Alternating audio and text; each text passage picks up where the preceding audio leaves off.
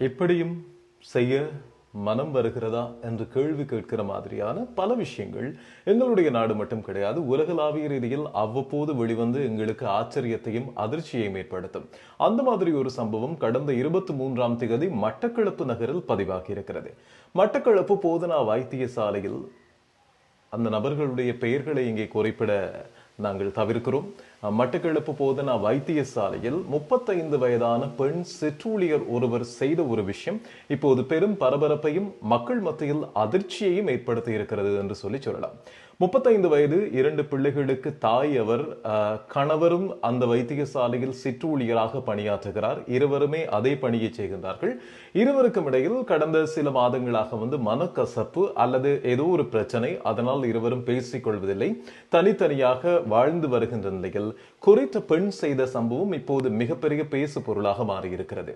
2 kilo 420 gram நிறையுடைய பெண் குழந்தையை பிரசவித்த இந்த சிற்றூழிய பெண்மணி வைத்தியசாலை கட்டிலுக்கு கீழே அந்த பெண் குழந்தையை ஒழித்து வைத்துவிட்டு மலசல கூடத்திலே சென்று பிரசவித்து வைத்தியசாலை கட்டிலுக்கு கீழே ஒழித்து வைத்துவிட்டு தன்னுடைய வேலையை பார்த்து கொண்டிருக்கிறார்.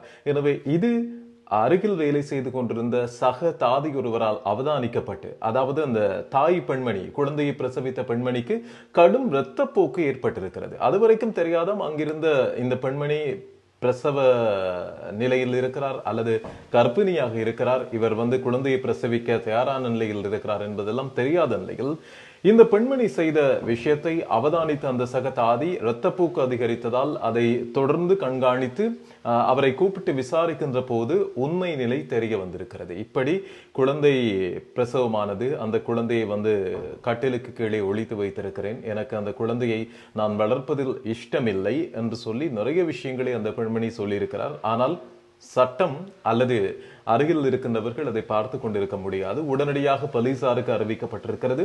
போலீசார் சிஐடியினர் என்று சொல்லி விசாரணைகளை துரிதப்படுத்தி கணவரையும் அழைத்து விசாரணை செய்த போது கணவர் இன்னும் ஒரு திடுக்கிடும் சம்பவத்தை சொல்லியிருக்கிறார். இந்த குழந்தைக்கு நான் தந்தை கிடையாது என்று சொல்லி அவர் சொன்ன விஷயமும் இப்போது பரபரப்பாக மாறி இருக்கிறது.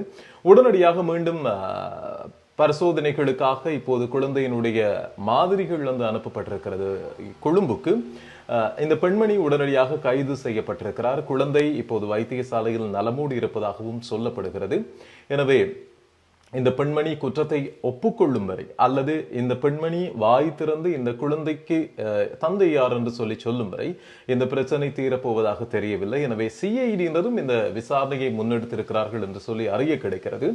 எது எப்படி இருந்தாலும் அம்மா பிள்ளையை எந்த நிலை வந்தாலும் கைவிடாத தன்மையை பல காலமாக பார்த்திருக்கிறோம். அம்மா என்றாலே என்ன பிரச்சனை வந்தாலும், தன்னுடைய உயிரை போனாலும் அந்த குழந்தைகளுக்காக வாழக்கூடியவர் என்பது எல்லாருக்குமே தெரியும். ஆனால் அதே மாதிரியாக இந்த மாதிரி சில அம்மாக்கள் அவ்வப்போது நடந்து கொள்வது ஏற்கனவே உங்களுக்கு தெரியும். குருநாகலில் ஒரு வயல்வெளியில் ஒரு குழந்தை வீசப்பட்ட நிலையில் கண்டுபிடிக்கப்பட்டது. யாழ்ப்பாணத்தில், மட்டக்களப்பில், வவுனியாவில் என்று சொல்லி அடுத்தடுத்த சம்பவங்கள் இந்த மாதிரி அவ்வப்போது பதிவாகுவது வழக்கம். இப்போது இந்த பெண்மணி, அதுவும் சுகாதாரத்துறையில் பணியாற்றுகிற ஒருவர், கொஞ்சம் கூட ஈவு இரக்கம் இல்லாமல் தான் பெற்ற குழந்தையை இந்த மாதிரி அனாதரவாக வீசி இருப்பது கண்டுபிடிக்கப்பட்டு விசாரணைகள் மேற்கொள்ளப்படுகிறது. குடும்பத்தில் இருக்கிற பிரச்சனை என்பதற்காக குழந்தைகள் என்ன செய்தார்கள் என்ற கேள்வி மிகப்பெரிய கேள்வியாக இருக்கிறது. எது எப்படி இருப்பினும் சரியான தண்டனை அது அம்மாவாக இருந்தாலும் சரி, அப்பாவாக இருந்தாலும் சரி, வழங்கப்பட வேண்டும் என்பது எல்லோருடைய எதிர்பார்ப்பாகும்.